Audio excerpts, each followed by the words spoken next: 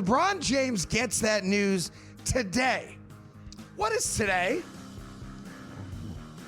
Today's his birthday. Oh, I'm sorry. The greatest birthday gift that LeBron James has ever gotten is the reality, the smack in the face that he's no longer an all-star. The Craig Carton Show, only on SportsGrid. Like Alabama, right? Is there a team that scores more than Alabama? No, right? But they're actually an under team over the last couple of years because their numbers are so high. You get these Americans in Queens College or Denver. Who the hell's betting on them, right? No, but so the lines stay low. They're just like, no one's hopping all over them. But every time you see an Alabama game, you're betting over, but you're losing money because the numbers are so big. In-game live, only on SportsGrid. Sometimes those coaches do get the axe regardless of what the owner said just a few short weeks ago. And sometimes, Joe, you can't have it both ways. Like a Jets fan, you probably want them to tank. They're doing a really good job of that by not even being competitive at this point. But at the same time, you sort of want it to be, yeah, we're not competitive winning games, but it looks like we have a future. We might have found our quarterback. We got a good foundation. Nothing is going right. The Early Line, only on SportsGrid. He's out again. Anthony Davis is injured once again and is going to miss time with the Dallas Mavericks for a minor groin strain. Likely will miss a few games. And I don't even know what a few games is to Anthony Davis because Anthony Davis seems to always be missing time. Pro Basketball Today, only on SportsGrid.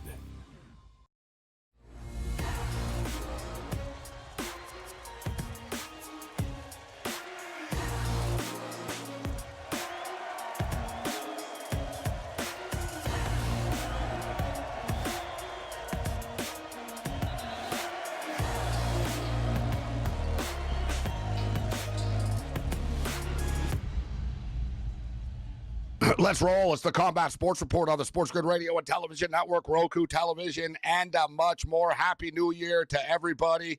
Let's do this thing. You think, wow, there's not a lot going on in mixed martial arts right now. And you go on MMA and combat sport websites, and they're doing the lamest stuff ever. Oh, the fights of the year and fighters of the year, and let's look back. You know what? We look forward. We look forward, and I'll tell you what, there's something going on big right now, Knuckle Mania. Coming up right now, I'm literally freaking fired up for this, and we're stoked to have the main event of Knuckle Mania on the program right now. The BKFC heavyweight champion of the world, Mr. Big Ben Rothwell, steps up and in. Ben, welcome to the program. Happy New Year, my man. Thanks a lot for taking the time to be with us. Very good. I like your intro, but it's missing a Ben Rothwell knockout, so you got to fix that. You got to get one of those in there. All right, we apologize. I don't want to upset you right off the top here, but let me ask you, Ben. You've been around the fight game for a long time. How special is it to you? How cool is it to you? And does it ever get old to hear people use the word champion in front of your name? Oh, that never gets old, right? For me, Knucklemania 6 is the pinnacle of my career. I came into the BKFC, I was just the old, UFC vet, and I wanted to lose that as fast as I could. I mean, that's my history. It's what I was about, but I don't want it to define who I am always. And in the BKFC, you didn't want to be just a guy, a washed up UFC fighter that comes in, gets knocked out, and he's on his way to make somebody else a big name. I came into the company because I really believed in the product. I believe in the president, David Feldman, and the more I got involved, the more I got to know everybody. I believe in the company more than ever. And so each fight, I always went out to give my best, give the fans what they came to see. And every time I go, Dave, am I your guy? Dave, am I your guy? Dave, am I your guy? Somewhere around the second and third fight, he goes, yeah, you're my guy. I wanted to be part of the family. I want to be part of what makes the BKFC what it is. I want to become one of their, rising stars, more or less.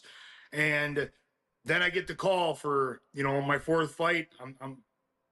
I get to take on Mick Terrell, for the title. And It was awesome. I get to fight for it, but let me just real quick simulate the very first fight in the BKFC was in Louisiana. It was in front of 2,000 people. Then I got to fight in Denver, which Conor McGregor shows up. It's a huge event, and that was in front of about 10,000 people. Then we went to California, and it was, Knucklemania. It was a big event, and I had to take on Todd Duffy. The fact that we got approved in California, it just showed the sport was becoming just that, a sport. It was being, worldwide recognized. We were being sanctioned by all the states now, California being the hardest. So it was like step 3. And then step 4 is a title fight.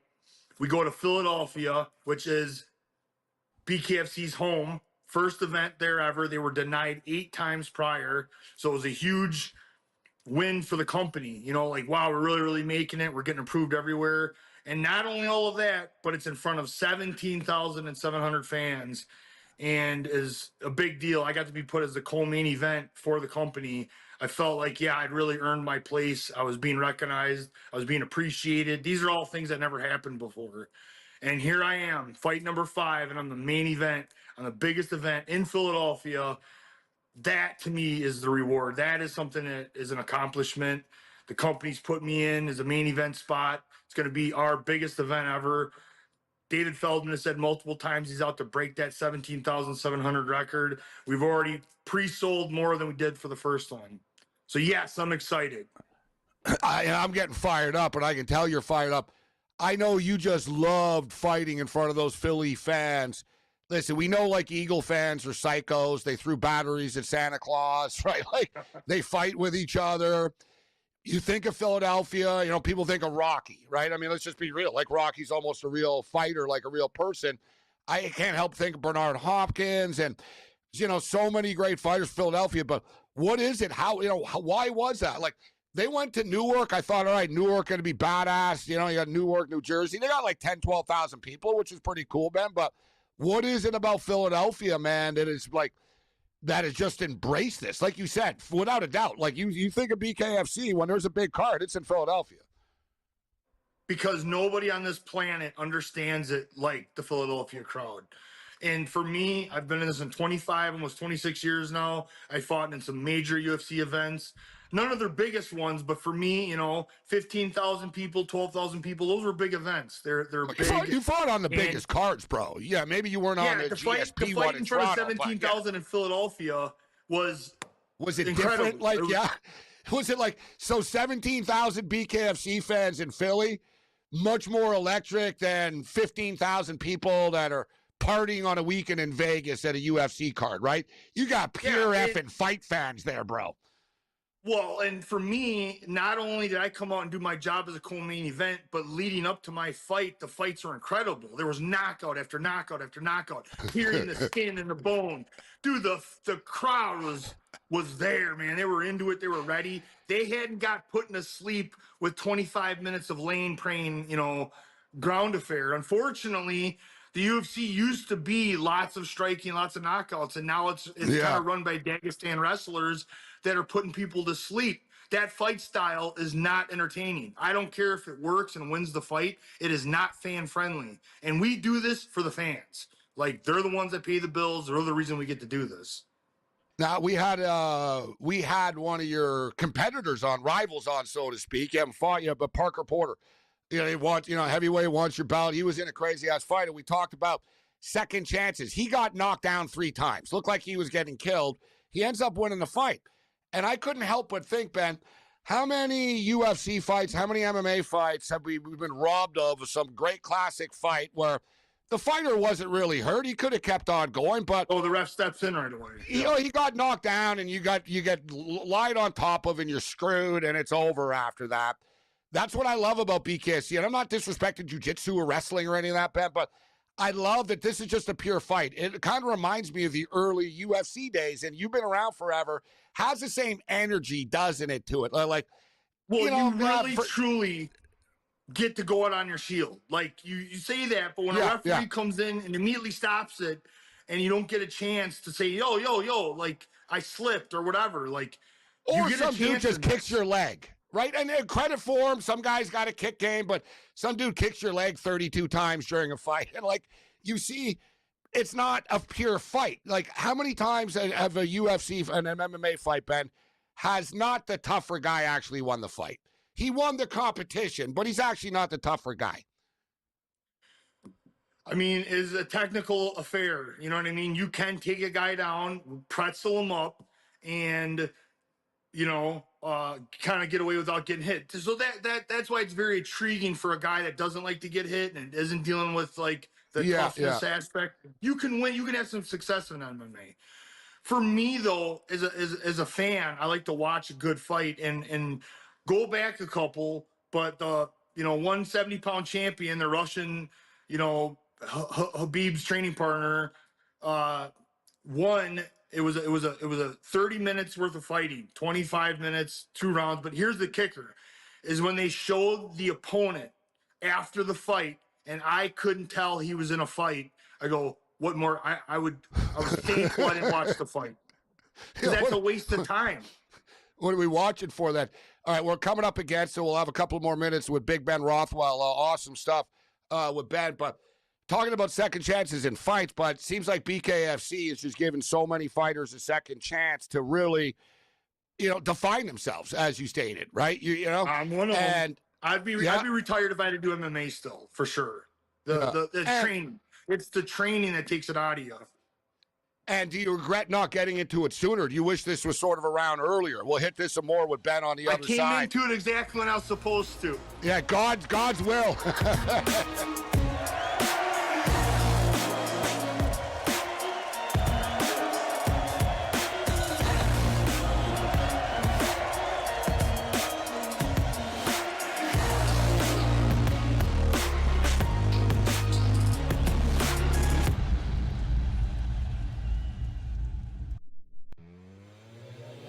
Like Alabama, right? Is there a team that scores more than Alabama? No, right? But they're actually an under team over the last couple of years because their numbers are so high. You get these Americans in Queens College or Denver. Who the hell's betting on them, right? Nobody. So the lines stay low. They're just like, no one's hopping all over them. But every time you see an Alabama game, you're betting over, but you're losing money because the numbers are so big. In-game live, only on SportsGrid.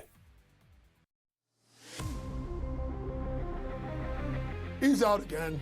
Anthony Davis is injured once again and is going to miss time with the Dallas Mavericks for a minor groin strain. Likely will miss a few games. And I don't even know what a few games is to Anthony Davis, because Anthony Davis seems to always be missing time.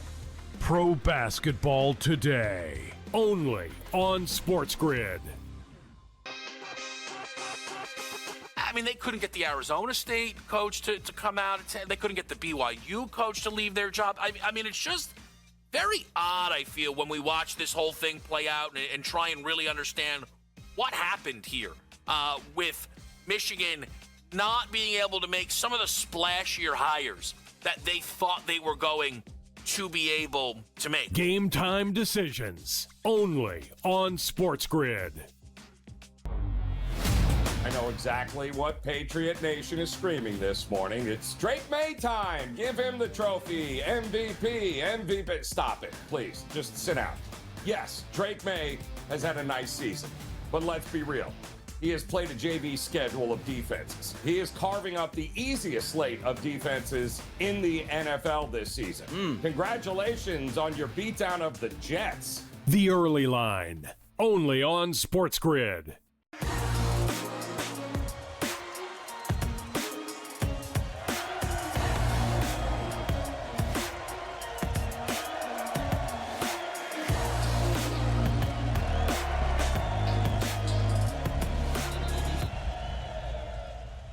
Combat Sports Report continues. Man, this is awesome stuff. Like I said, I was worried about the new year. I was like, man, the holidays, who's going to come on the show?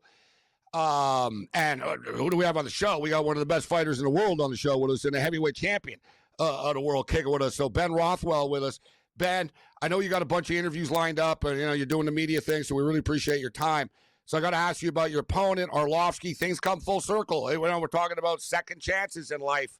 Here we go. We come full circle. But I got to ask you first, just because I have to, How would you have handled that if Jack Doherty and his YouTube goon squad kids got in your face after what happened at the Jake Paul, Anthony Joshua circus debacle? Thankfully, I wasn't involved because I don't think people would have walked away. You might be with Kane right now in jail, you're saying, right? right? Yeah, I think somebody would have got hit with something. It would have been self-defense on my part. I wasn't going to go to jail, but I don't think all of them would have walked away okay. So, as far as Andre is concerned, you guys have fought him twice, once in Affliction, and I have to ask you about Affliction because, you and I talked about it before briefly. Out of all the companies that have come and gone and stuff like that, that one was just so cool. It was so short-lived because they went too big, right? Fighters got paid well. I mean, hell, they had Ozzy freaking Osbourne playing. So you got fights guys. They had Megadeth. I believe the card you were on had Megadeth. What are your memories of Affliction? And did you get paid well? I'm assuming you got made more there than you did in a lot of other companies combined almost. What was your memories of Affliction? It's Todd Beard. Rest in peace. He passed away, and I think he went too young, but he kind of did it to himself. I mean, the man liked to party. He was responsible for Affliction and a lot of the shirt companies at the time, and he was sponsoring a lot of fighters in the UFC. GSP was one of them. And then something happened where the UFC got upset about something maybe they shouldn't have got upset about, and they banned Affliction from sponsoring. And Todd was really, really upset because Todd was a fan before he was a businessman. He loved fighting. He loved fighting so much that he started Affliction Band. That's why he named it that. And he did this huge event, and he gave out boatloads of money, okay? Tom Intesio, his buddy, used to like to tell me how I was grossly overpaid. Tim Sylvia got $800,000. Andre got like $750,000. Josh Barnett. Josh Barnett got paid big. Everybody got, it was a godsend. I'm bringing Todd Beard up because, it was a life-changing moment. I had never seen that kind of money. And what Todd also did is he set up the pay structure going forward. I came into the UFC in 2009 with a contract that only Pride fighters seen. So being a guy that wasn't in Pride, nobody got a contract bigger than mine. And that was all because of Todd Beard. And he raised the level of pay down the board. And as bad as people think it is now, you have no idea how bad it was back then. Guys were fighting for $3,000, $6,000 coming into the UFC. And I came in, 5 figures. So it was a big deal. God bless him. He didn't even want the moniker of having an event. He didn't want to have a series of events. He just wanted to do 3 events. He wanted to do a trilogy, he said. He wanted a nice little DVD bundle. And then he said he was good. He just wanted to put a middle finger up to the UFC. That's all he did it for. God and you know what? him. Yeah, and I'm glad, what a story, actually, from that perspective of what he wanted to do. And paying the fighters like he did and giving the fans a show. Come on, guys. Ozzy Osbourne, Megadeth at an MMA event and stuff. It was just over the top cool. So now you get a chance to fight Andre again here right now. And, he seems to be kind of busy, media stuff. He wants to fight bodyguards and all this other type of stuff. How cool is it for you? You know what I'm saying, right? Andre and I have had a long history. So this is the third time, bro. This is very business because outside of fighting, many of my opponents, Andre and I would be friends. We are. When he fought his last fight, I was the first guy in the back room to congratulate him. He's a hard guy to dislike, right? Everyone loves. You respect him. How do you not respect him? Yeah, he doesn't, I'm trying to help build the fight. Some of his fans are like, oh, why did Ben this and why did Ben that? I'm like, because Andre won't do anything. I got to do something. So, you got to say something mean about it. So can you give us a prediction? So third time around, and I saw you talk about this fight, and you said, listen, this is different. You said Affliction. I was caught up in the hype. I was caught up in the moment. You got money. You got Megadeth. You got the lights. Man. I just want to show Andre what I can really do because the very first time in Affliction, I fought like a child. I was really nervous. I was scared. I had all these things, and I didn't fight the way I trained, right? And Andre exploited it. He came out, and I think he had been a champion. He'd been the big stage. that he was just like another day in the office. And I was like, oh my God, starstruck by everything going on. I mean, that Affliction event was just as big as any UFC. And I got kind of like, I didn't fight very good. The second time we fought, it was very close, and I came back in the third round. The problem is I had a lung infection, and there's no excuses. Me and Andre don't make excuses. I didn't fight good again. I was really upset by my performance, and he got me with a decision. And it sucks because in the third round, I like won the third round. Like, if you're gonna win a part of the fight, win the end of the fight. Like, is my opinion. So I kind of like. I showed him a little bit. He knows he's in for an extremely tough fight. He trains really hard for me, but this time around, there's no, I'm the fucking champ, and I'm gonna show him exactly what I'm about. It's another ball game at bare knuckle. We've only got about a minute and a half left for you. So BKFC, I can't help but think 2025, such a sort of coming out party. I like to see more mainstream sites, though. You know, the ESPNs and the SI.com, just sort of the mainstream, and even a lot of the combat sports sites, you know, aren't, you know what I mean, should start getting this more. So it had to be tough to watch everybody fight over the last basic year right now. We got 30 seconds. Are you ready to freaking explode, man, on February 7th? Oh, Philadelphia is the most awesome fan base I've ever got to fight in front of, and I am absolutely ready to explode and give the fans what they came to see. Hey, Big Ben Rothwell, you're the man. Awesome stuff, Ben. I really appreciate you taking the time to be with us. I know you're busy as hell. Best of luck, my man. Big Ben Rothwell with us. Combat Sports Report continues. Bring it.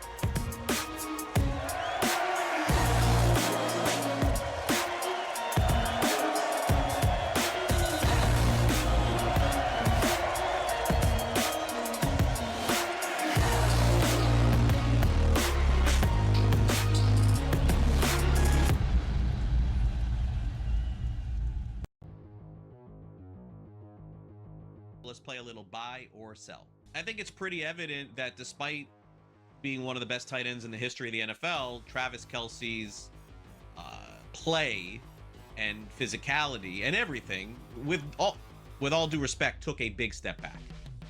This was easily his worst physical season of all. He just didn't look like himself.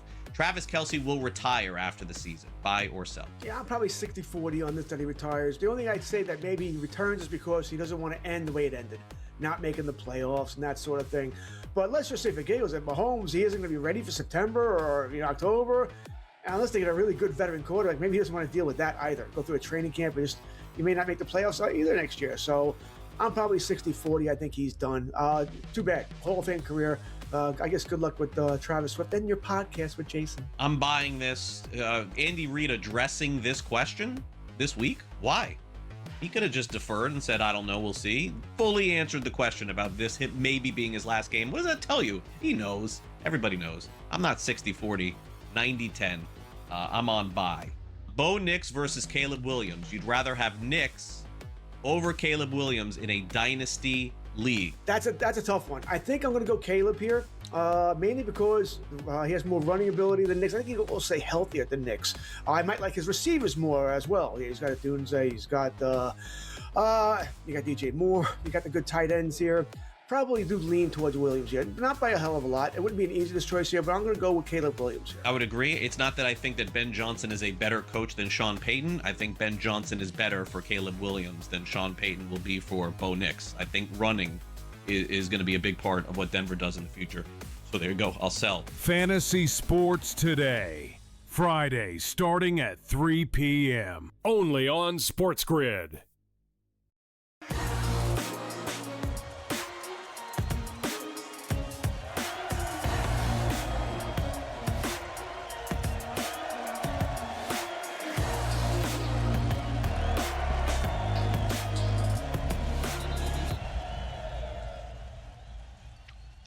Thanks to Ben Rothwell for kicking it with us on the program. Great stuff with Ben. Really enjoyed it. And we could have went on and on, actually, as you can, we had a lot to talk about. I would have liked to dig deeper into the past a little bit, and the Affliction stories and stuff like that. And as we talked about the Affliction era, guys, he was stoked when I brought it up. I was speaking with Ben earlier, and I brought up Affliction, and he was like, oh, yeah, really? You're an OG, huh? You know about Affliction? I said, and then I started talking to him about it. He really got fired up about it. Like, imagine guys, like you go to an MMA card and Aussie plays. Like, it was that cool. Like, you know what I mean? They had Megadeth. They had Megadeth, a one-card Aussie, and I think they might have had Anthrax, and was it Living Color? You know, they had a couple. I know for sure it was, I remember for a fact Aussie, and I remember Megadeth. Megadeth did the Ben Rothwell one, which was super cool. But, like, you had to pay these bands a lot of money to do this stuff, right? All right, but I didn't know, though, that the Affliction plan, that's what was cool about Ben telling the story, that I didn't know that they only planned on doing 3.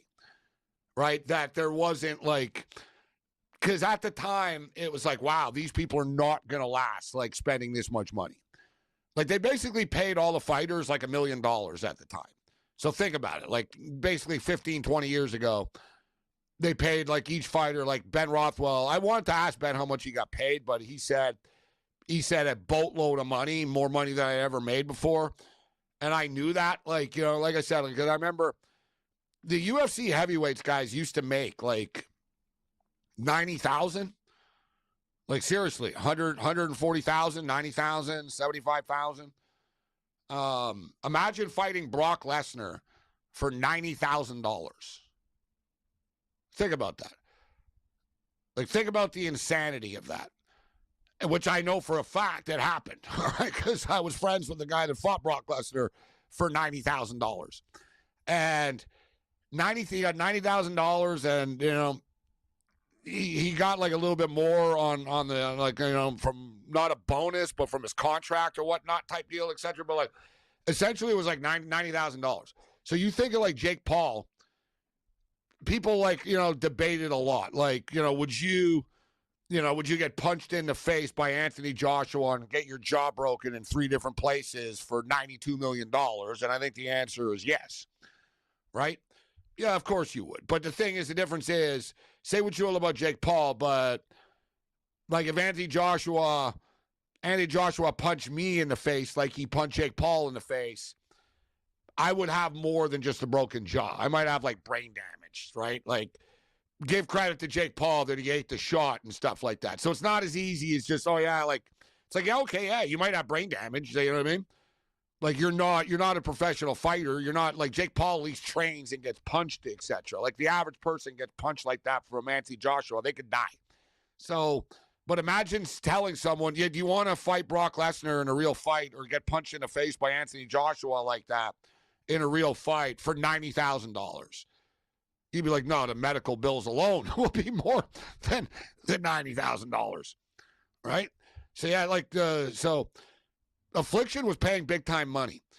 The UFC now, Cormier basically said that fighters are making a lot more money now and stuff. And I have a lot of respect for Cormier as a fighter, but I'll be honest with you, I don't take a lot of what he says about UFC contracts when he is an employee of the UFC. You know what I'm saying? Like, I don't expect Daniel Cormier to go on a podcast and start talking about how fighters are greatly underpaid and the UFC is making so much money off of fighters as somebody that gets paid by them. So I'm not sure that Cormier said words about how, oh yeah, you know, I don't know, people get paid a lot more than they used to. Yeah, I guess it's all kind of relative, but as I've stated, no one puts a gun to anybody's head. No one puts a gun to anybody's head, right? And you know, BKFC, I don't think like BKFC fighters are getting paid a ton, but I think they like the freedom of the, you know, and you heard what Ben Rothwell said. He goes, you know, I get treated with respect here. He goes, I've never really had that before. And I think that's something that people, you know, that, you know, it's a business, right? The UFC, you're just an employee to them. Right. I think, you know, BKFC fighters feel a little bit more sort of appreciated per se, in a similar sense of like what Sean Merriman's got going on because he was a pro athlete. But it's a cold world, man. I'm not calling the UFC out for their business practices. Nobody puts a gun to anybody's head and forces anybody to sign a contract with them.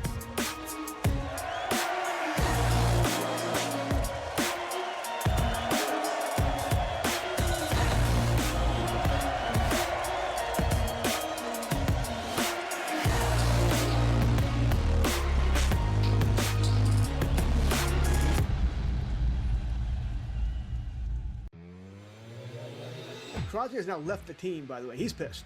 Anyway, look at it, he's angry. He wants to play. He doesn't like what they're doing here. There's all sort of speculation. This might be the final straw, George, for him there. Hence the speculation. I don't know Where's why he stays. Yeah, I know. The thing is, he's got a Raider freaking tattoo. Like, the guy loves the Raiders. Like, he really does love playing for the Raiders. But and now, like you said, he's not happy about this. In-game live, only on SportsGrid. Sometimes those coaches do get the axe regardless of what the owner said just a few short weeks ago. And sometimes, Joe, you can't have it both ways. Like, a Jets fan, you probably want them to tank. They're doing a really good job of that by not even being competitive at this point. But at the same time, you sort of want it to be, yeah, we're not competitive winning games, but it looks like we have a future. We might have found our quarterback. We got a good foundation. Nothing is going right. The Early Line, only on SportsGrid. It's going to open up Pandora's box, but I will say this. I do believe players that sign now, like Najee, should not be eligible now, but should have to sit out and come back in next year. It's just a slippery slope. And I agree with people like Tom Izzo. I don't like it at all. College basketball today, only on SportsGrid. LeBron James gets that news today. What is today? Today's his birthday. Oh, I'm sorry? The greatest birthday gift that LeBron James has ever gotten is the reality, the smack in the face that he's no longer an all-star. The Craig Carton Show, only on SportsGrid.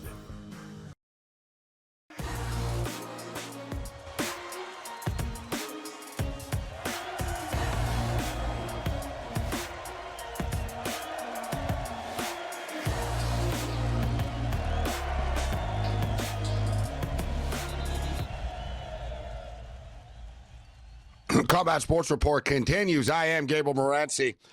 So for those of you that have been following us for years, of course, remember MMA Meltdown on the Fight Network. And it was cool to catch up with Ben Rothwell as I was having flashbacks of interviewing him before fights like many, many years ago when he was in the UFC and Affliction and every other company that he's been in. He's been in a lot of them over the years. But as we stated, we used to have a lot of fun with the MMA videos of the week.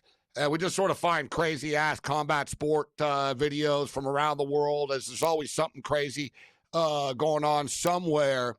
And, here we are right now, so we figured it's it's our New Year's edition of the program. So this is our sort of videos of the year, but it's more of the videos of the last couple of weeks of what's gone on and some crazy stuff that we found online. And this one's from Happy Punch's X account. And so if you've ever wondered, all right, you take two heavyweight pros and 10 just, 10 wannabe tough guys, right? Like 10 like amateur, not fighters, just dudes that think, yeah, I'm a tough guy. I want to be a part of this. So this is two heavyweight pros versus 10 amateurs. And it's pretty much as chaotic as you would kind of think it would be here. As when it's all said and done, the two professionals would beat the, now as you see, they didn't get the biggest dudes, but it's sort of, like I said, it's like 10, they got basically 10 fans. So if you wondered, all right, if 10 fans went into the cage against two pro fighters, what would happen? As you see, it's not ending very well for the amateurs. So basically one by one, they're getting knocked down and dropped. But I imagine over the course of a duration of, the 10 guys would eventually take over. But as you see, the amateur punches, they don't do any damage to anybody. This is one of these videos too, where it's real good, where you got to, watch it over and over and sort of one by one, you see the different dudes getting knocked out and getting effed up and not wanting anymore. As you see, the heavyweights are left standing. You know what? I'm man enough to admit that I wouldn't even want to be one of these 10 guys. I don't want to get punched in the face or kicked in the head by one of these dudes. And it's funny, too, because we had Ben Rothwell on earlier, and I saw Ben Rothwell talking to Ariel Helwani, and Helwani asked Ben about, BKFC and whether his wife, wanted, was against him doing it. And, a lot of these fighters, even though they're UFC fighters or MMA fighters before, BKFC seems crazier to a lot of people, right? So, but it was funny, Ben Rothwell told his wife, he said, listen, BKFC is actually safer. He goes, before I was getting kicked in the head, elbowed, choked out, armbarred. Now you just get punched. So he was almost saying it's safer. And as you see there, like you said, I just saw, one of the pros just kicked one of the amateurs in the head. And I thought about Ben Rothwell talking about how dangerous it is being in a mixed martial arts and potentially getting kicked in the head. So this next one is super cool.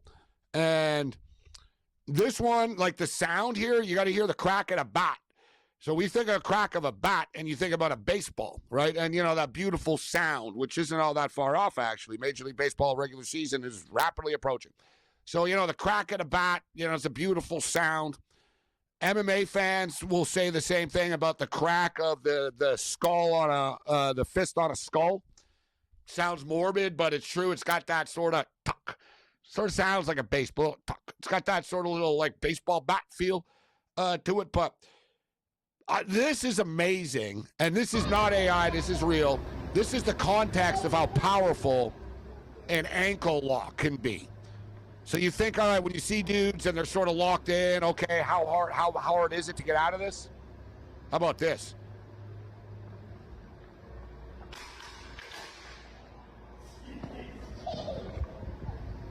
Damn. Remember, people thought it was a big deal when Bo Jackson broke a bat. This guy, how many bats were there? Was it 3 of them? The snap. Yeah, 3 bats. Yeah, roll this one again. It's too good. The 3 bats. Just imagine that's your leg, those bats. And I don't think my leg is stronger than 3 baseball bats. So this dude could literally snap my leg in half. I'd be tapping so fast. I'd be like, dude, tap, tap, tap, tap. Tap. Oh my God. Oh. All right, so you think you're tough, eh? You want to be a fighter? And you know what's amazing about that? Without even throwing a punch. This dude can do that without throwing a punch. Imagine you mouth off, man, to the wrong dude and in a parking lot somewhere. Next thing you know, man, this dude's on his back. You're like, yeah, what's he gonna do? How is he gonna hurt me? Next thing you know, man, your legs are snapped in half and you're in an ambulance. All right. Yeah. So, man, the sound, three baseball bats. I like that one. I was a big fan of that one. I like that video. This next one. This next one is just stupid funny, in which this is this one's been out there for a while, actually. I don't think this happened this past week. This baseball bat one and that amateur against the heavyweights, that just happened. But this one's been out there. I saw this maybe a couple of months ago type thing, and I was like, I got to play this at some point. And today I figured, we got a stockpile. We got to get this one. This dude, I got to tell you, if the Secret Service was agile and is into their jobs as this guy was, Trump might have never gotten shot. This dude, this, you wouldn't dive like this if it was your mother. Look at this guy's taking a bullet. Roll this one again this. He's like, no, stop the fight. It is all right. Go. Oh, hey. And what's bizarre world is nothing is even happening. It's like there was some sort of fix in and they didn't do what they were supposed to do. And he did. You know what I mean? You get this big swinging kick and he's like, oh, this is the fixed knockout coming and I'm going to dive in to make it look good. Except there was no kick and the fighters just watched the referee fly by them and land. And they're like, the hell are you doing?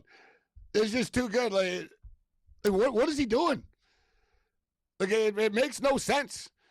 It is the end of the round, but it's really a fight. All right, nothing was really happening, bro. There was no need to take a bullet there. So this last one is probably, I don't know, I guess I could say we say the best for last. I was talking about the baseball bat being scary. This girl, I assume this little girl eats baseball bats for breakfast. Like she chews them up. So look at this little phenom. All right, so she's not just winning. Look what she's doing to these kids. Look at this kid in fear thinking, I don't want any piece of this girl. Like, look at the violence that, like, she is taking people down, flipping them over, like, choke right away. Like, dude, and she's fighting boys, too. She looks like a sweet little girl. She looks pretty cocky, though, eh? Look at her, like, picking this kid up over her shoulder, and even the ref's got to come in like, whoa, hey. Like, she's like a little cyborg Santos. Look at her. Look at her moves. Like, look at her. Like, she's got submission moves. She's got boxing, striking, jiu-jitsu, wrestling.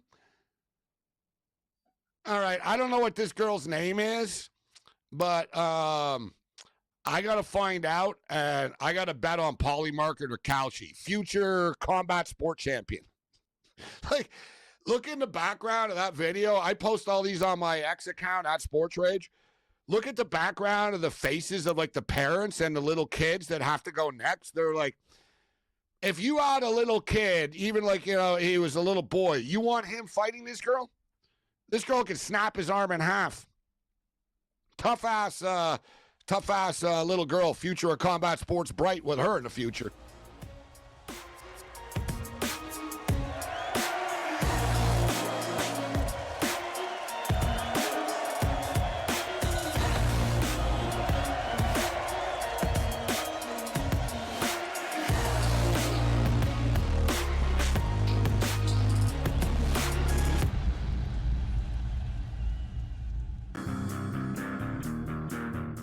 LeBron James gets that news today. What is today? Today's his birthday. Oh, I'm sorry. The greatest birthday gift that LeBron James has ever gotten is the reality, the smack in the face that he's no longer an all-star. The Craig Carton Show. Only on SportsGrid.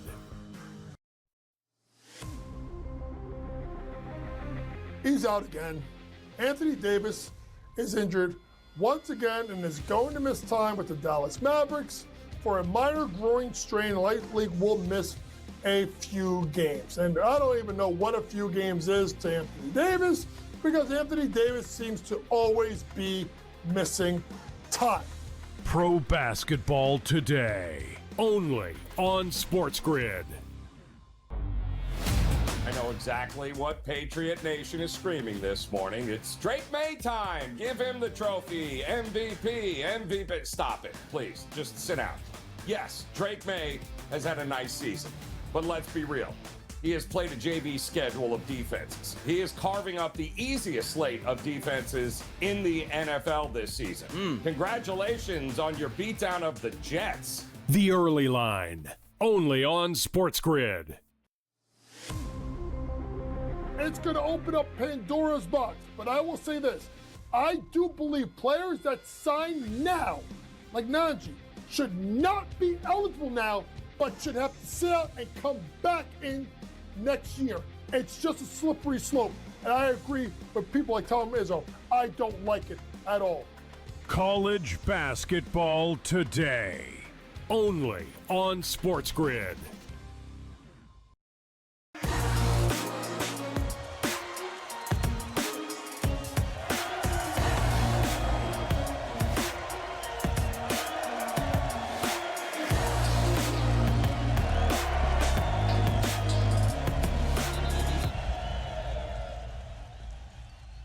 Combat Sports Report continues on the SportsGrid television network, Roku television, and much more. Let's do this thing. Let's talk some lights out extreme fighting. And in fact, our boy Sean Merriman is going to join us next week to talk about all the exciting things that are going on with the company, including the UFC Fight Pass deal as well. But let's bring in a woman right now. You better duck because the machine gun is in the house, all right? The bullets are about to start flying right now. Taylor Malden steps up and in. to kick it with us. Taylor, welcome back to the Combat Sports Report on the SportsGrid Radio Network. First chance I've had to speak with you. Merry Christmas, Happy New Year. Thanks a lot for taking the time to be with us. Yeah, of course. Thank you guys for having me. I'm really excited. So one thing that I know Sean Merriman. I've known him, for a long time throughout his football career into his mixed martial arts promotions. But one thing, and you fought for a lot of different companies, you've met people in the business.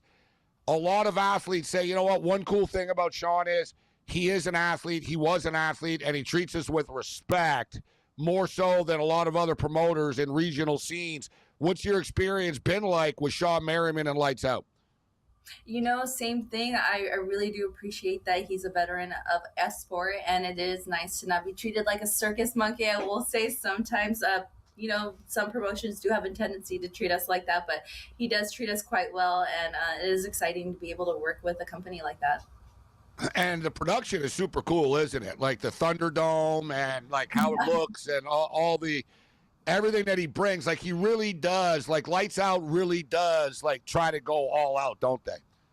Yeah, we really, I think he brings on a lot of athletes that know how to bring on the show, and then they do quite a good job with promoting it. So it's nice. So there's a saying, what is it? If, find something you love and, you'll never work a day in your life. You clearly love this. You have to love to do what you do, but it's not like there's a ton of money in it, right? So what drives you so much, right? You're a single mother. You're out there. You're fighting. You're getting punched in the face.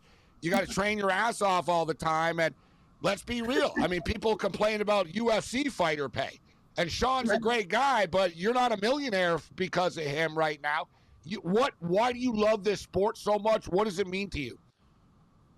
I think as a young girl, I've always had a great example of what hard work looks like. My dad's a blue-collar construction worker, woke up really early every morning. And so by nature, it was ingrained in me to do something like that. And by nature, I just learned to love the grind. And I think it's rewarding in the end. There's nothing it's hard to describe to people that's never fought, but there's nothing more rewarding than to work hard for something and then getting that hand raised at the end. It's like I don't know, it's a high on life. It's exciting, and you can't really put a price on it, and so that's what drives me. So you say your dad's a construction worker. Were you like a tough teenage girl? Were you like a tough little girl that were like, yeah, I'm as tough as the boys are type of thing? Or did you not know, like, oh, yeah, I've got this mean streak and toughness in me? I'm the youngest of a pretty big family, and I'd say my dad always told me, don't you be crying, don't hit like a girl, and kind of things. So, yeah, I'd say I was pretty tough. I still am tough. It takes a little crazy to do anything like this, and I've got that crazy streak, Now, I know you're a very proud mom, and I love the saying, well, when kids, my mom could beat your mom up, right? Well, you really can for the most part, right? You really my can. girls better not. They better not ever tell me like, oh yeah, so-and-so's mommy was mean to me. Oh my God, when I tell you I'll be up in that car and be like, who said it, baby? You let me know, and we'll go talk to them. That's what I couldn't help but think about it. You going into like a teacher's parent meeting and like this sort of the teacher thinking, all right, I got to be careful what I say. I got to be careful what I say to Taylor because she's a dangerous woman. But so what's the plan moving forward? How do you feel right now where you're at? You've been doing this for a while, and there's so many different stages. It's like real life, right? I mean, we all think we know everything while we're in our 20s, and then when you're in your 30s, you kind of realize, oh, wow, I didn't really know anything in the 20s. And then later you look back and go, man, I was just a dumbass the whole time. How much have you soaked in right now? How do you feel where you're at as far as your MMA game is concerned? I think that at first in fighting, it definitely, you see a growth, right? I feel like you start your professional athletic career and it's almost like you're an infant, and then you reach this toddler phase, and then a young adolescent, and then now we're an adult. And I really do feel like at this point that I'm an adult. I've acquired that fight IQ. I know the process in which my body adapts to, prepping for a fight, the emotions and how to control these things. And it really is exciting. And anytime I get to fight, I feel like there's an evolution there and I get to evolve. And I feel like I've kept that going, and I'm really excited to be able to display that February 7th. And you want people to be able to see you, right? You want to know, all right, there's a light at the end of the tunnel and progress is being made. That's why, like you said, it's all about the growth, all about the process. And we're seeing from lights out. I mean, we're seeing former UFC fighters, former Bellator fighters fighting in lights out. We're seeing up-and-coming fighters get big-time opportunities. And now the company on the UFC Fight Pass, does it motivate you knowing, even more so knowing, all right, you know what, people are going to see me. I keep winning. People will see me, and my career will continue to grow. Yeah, I'm always looking to be the most exciting fight of the night. If I'm always trying to create history, make history, be exciting, be fun to watch, and so that I can eventually get that call, which I know I will. It's just a matter of time, and so I'm just trying to get there fight by fight. So February 7th, how long of a camp is it for you where you're intense? Because, you know, I know you're training all the time, but for a fight, is it like, 3 weeks, 4 weeks? Like, now, can you sort of have a last couple of meals before you dial it up? We got about 30 seconds on the way out here, Taylor. Of course, it definitely is like that. Right now, I'm about 5 weeks out, maybe shy of 4. And so we're just dialing in, and we're at the peak of our training camp, so we're going hard as we can. Awesome stuff, Taylor. It was great having you on the show. We wish you the best. We'll catch up with you in the new year. Check out Lights Out, February the 7th. Great stuff, Taylor. Happy New Year. Thanks for taking the time to be with us. Thank you. Thank you guys for having me. You guys have a nice day. The Combat Sports Report on the SportsGrid Television Network continues. Bring it.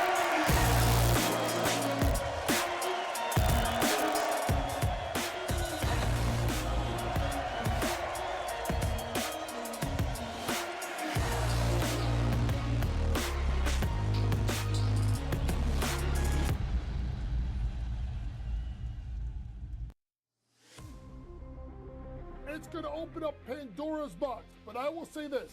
I do believe players that sign now, like Nanji, should not be eligible now, but should have to sit out and come back in next year. It's just a slippery slope. And I agree with people like Tom Izzo. I don't like it at all. College basketball today, only on SportsGrid. Sometimes those coaches do get the axe regardless of what the owner said just a few short weeks ago. And sometimes, Joe, you can't have it both ways. Like a Jets fan, you probably want them to tank. They're doing a really good job of that by not even being competitive at this point. But at the same time, you sort of want it to be, yeah, we're not competitive winning games, but it looks like we have a future. We might have found our quarterback. We got a good foundation. Nothing is going right. The Early Line, only on SportsGrid. I mean, they couldn't get the Arizona State coach to come out. They couldn't get the BYU coach to leave their job. I mean, it's just very odd, I feel, when we watch this whole thing play out and try and really understand what happened here with Michigan not being able to make some of the splashier hires that they thought they were going to be able to make. Game time decisions, only on SportsGrid. Crosby has now left the team, by the way. He's pissed. Anyway, you look at it, he's angry. He wants to play. He doesn't like what they're doing here. There's all sort of speculation. This might be the final straw, George, for him there. Like, I don't know why he stays. Yeah, I know. The thing is, he's got a Raider freaking tattoo. Like, the guy loves the Raiders. Like, he really does love playing for the Raiders. But and now, like you said, he's not happy about this. In-game live, only on SportsGrid.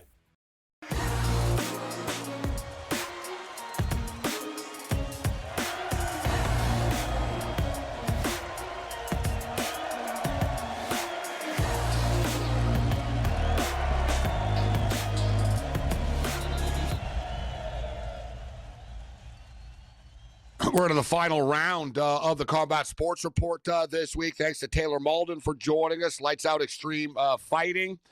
And, of course, Big Ben Rothwell, the BKFC heavyweight champion, as it is Knuckle Mania, February the 7th in Philadelphia. They had 17,000 people last time they were in Philadelphia, and a completely electric atmosphere and scene as Philadelphia has become the home sort of the headquarters. I guess it's fitting if you think back to the old wrestling days, right? The ECW days, the hardcore stuff, like the real stuff with Raven and all that, and Tommy Dreamer, Philadelphia, right? Philadelphia likes hardcore stuff. We got a Tom Aspinall update. We've been talking a lot, pretty much every couple of weeks on a weekly basis. We sort of have like, all right, his eye can't see this. He's got to do this. And like, what a nightmare this has developed into. And it's amazing to me how things can change without anything happening. Like when this happened, when it actually happened, it was like, oh, that's too bad. Like, we're robbed of what looked like was going to be a great fight. Did Gane do it deliberately? I don't think he stopped himself from doing it, but at the same point in time, like Gane said after, he goes, you think I train all this time to have a no contest and poke someone in the eye and waste all my time and have to wait for a title shot? And no, he didn't do it deliberately. And it was stupid that anybody thought that Aspinall wanted out because he wasn't winning the fight.